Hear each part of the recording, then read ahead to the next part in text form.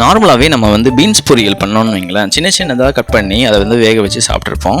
ஒரு வாட்டி பீன்ஸ் பொரியல் வந்து இந்த மாதிரி நல்லா முழுசாக போட்டு நீங்கள் நல்லா வேக வச்சு சாப்பிட்டு பாருங்கள்.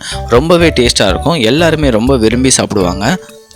ரொம்ப அதிகமாக நம்ம மசாலாவும் சேர்க்க போகிறதில்ல, ரொம்ப ஹெல்த்தியாகவும் இருக்கும். இந்த மாதிரி சாப்பிட்டிங்கன்னா இது எப்படி சிம்பிளாக நம்ம பண்ணலான்றது நம்ம இந்த ஃபுல் வீடியோவில் பார்த்து தெரிஞ்சுக்கலாம் வாங்க.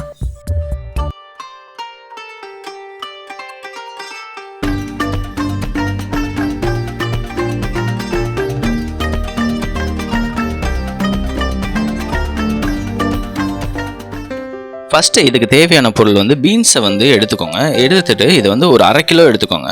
பீன்ஸு 4 பேருக்கு பண்ணுற மாதிரினா ஒரு 1/2 கிலோ பண்ணிங்கன்னா உங்களுக்கு நல்லாயிருக்கும். இதை வந்து எடுத்துகிட்டு இதை வந்து தண்ணியில் போட்டு நல்லா வந்து கழுவிக்கோங்க. ஃபஸ்ட்டு வெட்டிட்டு கழுவாதீங்க. எப்போவுமே இந்த காயும் ஃபஸ்ட்டு நல்லா கழுவிட்டு அதுக்கப்புறமே வெட்டிக்கோங்க. இதில் வெட்டுறது பார்த்திங்கன்னா இந்த எட்ஜஸ் மட்டும் கொஞ்சம் வந்து வெட்டி விட்டுருங்க. ரொம்ப உள்ள நடுவுலலாம் வெட்ட வேணாம் அவசியம் இல்லை. நம்ம நார்மலாக வந்து முழுசாகவே போட்டுக்கலாம். நம்ம இதை இந்த மாதிரி ஓரமாக இருக்கிறத மட்டும் வெட்டி இந்த மாதிரி இதுக்கு எடுத்து வச்சுக்கோங்க. நெக்ஸ்ட் இந்த பொரியலுக்கு நல்லா டேஸ்ட் கொடுக்க போகிறது பார்த்திங்கன்னா இந்த பூண்டு தான் நல்லா டேஸ்ட் கொடுக்க போகுது. இந்த பூண்டை பொறுத்த வரைக்கும் நல்லா தோல்லாம் ரிமூவ் பண்ணிவிட்டு இதை வந்து சின்ன சின்ன பீஸாக வந்து வெட்டிக்கோங்க. முழுசாக போட்டுறதீங்க, சின்ன சின்ன பீஸாக வெட்டி அதை வந்து சேர்த்துக்கலாம். நம்ம இதை வந்து இந்த மாதிரி சைஸில் வந்து நீங்கள் ரெடி பண்ணி வச்சுக்கோங்க. நெக்ஸ்ட்டு நல்ல ஒரு ஹீட்டான கடாயில் வந்து ஆயில் வந்து நார்மல் குக்கிங் ஆயில் சேர்த்துக்கோங்க. இது அளவு பார்த்தீங்கன்னா பீன்ஸுக்கு ஏற்ற மாதிரி நீங்கள் சேர்த்துக்கோங்க. கொஞ்சம் ஒரு 4லேருந்து 5 ஸ்பூன் சேர்த்துட்டா போதும். உங்களுக்கு நல்ல டேபிள் ஸ்பூன் சேர்த்துட்டாலே போதும். இதை வந்து அப்படியே வந்து சேர்த்துட்டு கொஞ்சம் நல்லா வந்து வதக்கிக்கோங்க. மோஸ்ட்லி இந்த மாதிரி பீன்ஸ் பொரியல் பார்த்திங்கன்னா சைனீஸ் பார்த்திங்கன்னா அதிகமாக வந்து பிரேக்ஃபாஸ்ட்டுக்கே எடுத்துப்பாங்க. உங்களுக்கு காலையிலே எடுத்துக்கிட்டால் நல்லாயிருக்கும் சூப்பராக. இதை வந்து உப்பு வந்து பார்த்திங்கன்னா ஒரு தேவையான அளவு வந்து உப்பு வந்து சேர்த்துட்டு நல்லா வந்து கிளறி விட்டுக்கோங்க. உப்பு சேர்த்துட்டு கிளறும்போது பீன்ஸும் வந்து பார்த்திங்கன்னா நல்லா வந்து வேக ஆரம்பிச்சிடும். நல்லா வந்து ரொம்ப வந்து தீர வரைக்கும் வேக வைக்க வேணாம். இது வந்து லைட்டாக ஒரு கைப்பிடி அளவு தண்ணி ஊற்றிட்டு வேக வைங்க. மூடி போட்டு வைக்கணும்னு அவசியம் இல்லை. லைட்டாக வந்து தண்ணி ஊற்றிட்டு கொஞ்சம் நல்லா வந்து கிளறி விட்டுக்கோங்க. அந்த ஈரப்பசையிலே கொஞ்சம் நல்லா வந்து வெந்துடும். நமக்கு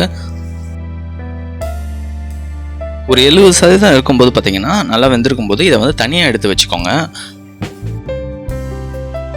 நெக்ஸ்ட்டு சேம் அதே கடாயில் கொஞ்சம் ஆயில் இருக்கும் பார்த்திங்களா, எக்ஸ்ட்ராவாக ஆயிலெலாம் சேர்க்காதீங்க. அதில் வந்து நம்ம பூண்டு ரெடி பண்ணி வச்சுருந்தோம்ல அதை வந்து போட்டு கொஞ்சம் நல்லா வந்து வதக்கிக்கோங்க.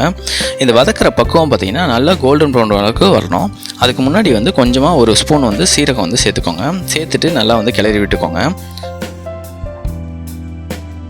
கொஞ்ச நேரத்துலேயே பார்த்திங்கன்னா நல்லா ஒரு பொன்னிறமாக நமக்கு வந்துடும் பூண்டு. இந்த மாதிரி வந்தால் தான் உங்களுக்கு அதில் சேர்த்து நம்ம பண்ணும்போது நல்ல ஒரு டேஸ்ட் கொடுக்கும் உங்களுக்கு. நெக்ஸ்ட்டு நம்ம ரெடி பண்ணி வச்சிருந்த பீன்ஸை வந்து அப்படியே வந்து சேர்த்துக்கோங்க. இப்போ சேர்த்துட்டு நம்ம கிளறும் போது பார்த்திங்கன்னா மீதி இருக்கிறதும் நல்லா வந்து வெந்துடும் நமக்கு. இப்போ வந்து நம்ம காரம் வந்து நம்ம சேர்க்கவே இல்லை. அதனால் வந்து சில்லி ஃப்ளேக்ஸ் வீட்டில் இருந்ததுன்னா ஒரே ஒரு ஸ்பூன் வந்து சில்லி ஃப்ளேக்ஸ் வந்து சேர்த்துக்கோங்க. எக்ஸ்ட்ராவாக நம்ம மசாலாலாம் நம்ம சேர்க்கணும்னு அவசியம் இல்லை. ஒரு ஸ்பூன் சேர்த்துக்கிட்டாலே போதும், கொஞ்சம் நல்ல காரம் கிடைக்கும் நமக்கு.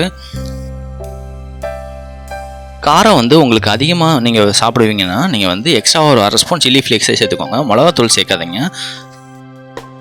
இப்போ பார்த்தீங்கன்னா நல்லா ஒரு சூப்பரான பீன்ஸ் பொரியல் வந்து நமக்கு ரெடி ஆகிடுச்சு.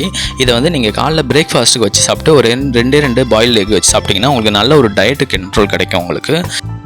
இந்த சிம்பிளான பீன்ஸ் பொரியலை வந்து நீங்களும் வீட்டில் ட்ரை பண்ணி பார்த்துட்டு கமெண்ட்டில் வந்து சொல்லுங்கள். மறக்காமல் சப்ஸ்கிரைப் பண்ணிவிடுங்க. தேங்க்யூ.